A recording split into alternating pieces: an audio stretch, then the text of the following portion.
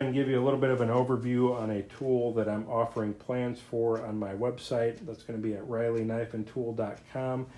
If you click the link in the description below, it'll take you to the plans page where you can actually see a couple of plans. One's going to be for this grinding fixture that I'm about to go over. The other one's going to be for the rotary flat platen assembly that I'll have another video on my channel.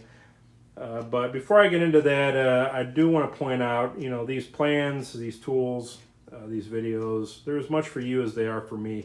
So if there's anything I've missed or a question you have or something that maybe I didn't go over clearly enough, by all means, leave me a comment below, send me an email. My email is listed in the plans, as well as my social media links on my website. You can reach out to me, riley-tool@gmail.com. If you just want to type it in now. Send me an email, shoot me a question, feedback, comments, suggestions, what have you, and I'll get right back to you as soon as I can. And if you need to see something specific or have a question on something, I'll try to accommodate you as well as possible. But with that being said, just to jump into it, again, the plans are on my website. It's going to be a digital download available immediately upon payment received. What you're going to get with that digital download is actually a compressed file that once you open will have a few files with it. One's going to be a PDF instruction manual that'll give you step-by-step instructions of how to build this from start to finish.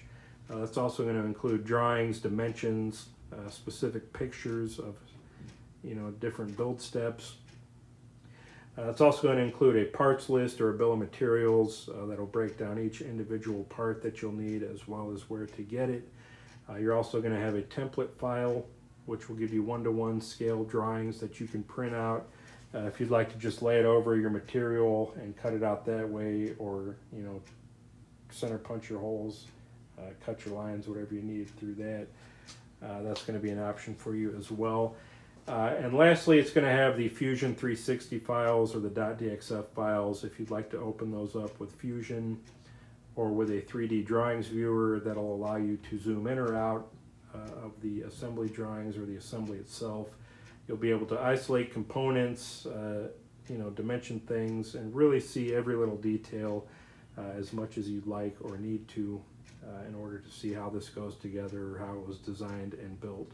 So quite a bit there with the plans, all for just the low cost of $5, which you'll easily more than save through having the plans. It'll really break down just exactly what you need, no more, no less. And at the very least, you'll be able to make that back once you build one and start using it, in my opinion. So it's very reasonable, especially considering the time and effort put into these. And I do appreciate those of you who go to the site, purchase a set, and support me in that way. So with all that said, let me just go over a few features of this and why you might want to build one. I think this offers a couple of things that are fairly unique to this design. First thing you may notice, most grinding fixtures you see, they're going to have an array of tapped and threaded holes, all over the face, or maybe some pinholes or other different slots. This is relatively clean and simple compared to that, and that is by design. One of the biggest shortcomings I see on a lot of these grinding jig designs is that they're a little bit overcomplicated, in my opinion, and they end up taking more time and effort to set up than they're really saving you, as a grinding jig or grinding fixture. For instance, the typical design, you'd have to grab a blade blank, set it on your tilting plate here. You got to find your fasteners, find a hole that lines up, that the fastener fits into, get your screwdrivers and wrenches out, fasten it into place. Then you got to, maybe position it the other way and clamp that into place. By that time, you've already spent, 4 or 5 minutes just getting the blade on, then you've got to grind it. Then you've got to take it loose, do it all over again, flip it around, find those same holes and lines and everything else.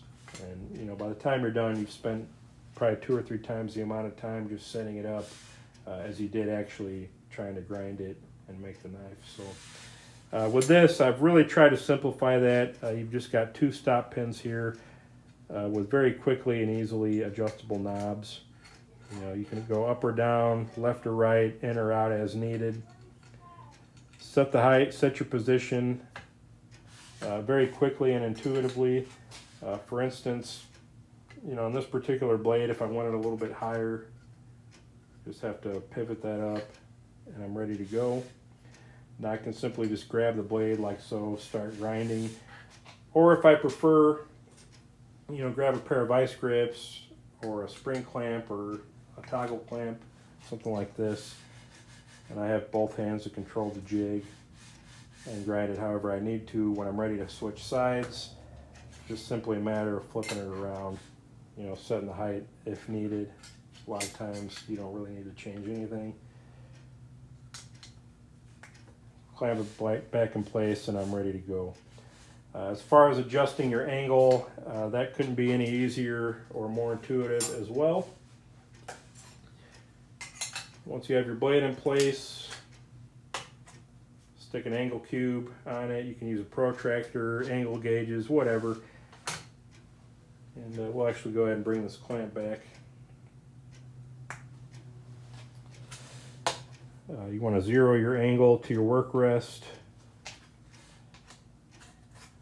And let's just say I want my angle to be, you know, 15 degrees. So we'll subtract that off of 90. Actually, what we'll do, we'll set this at 90 and then we'll zero it.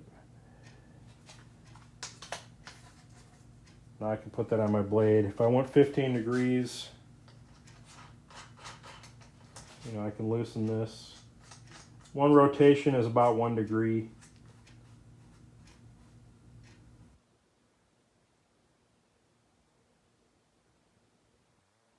At about 15.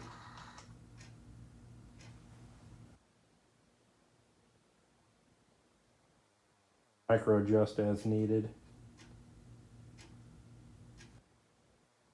Exactly, and you could easily, within 1/10 of a degree or better,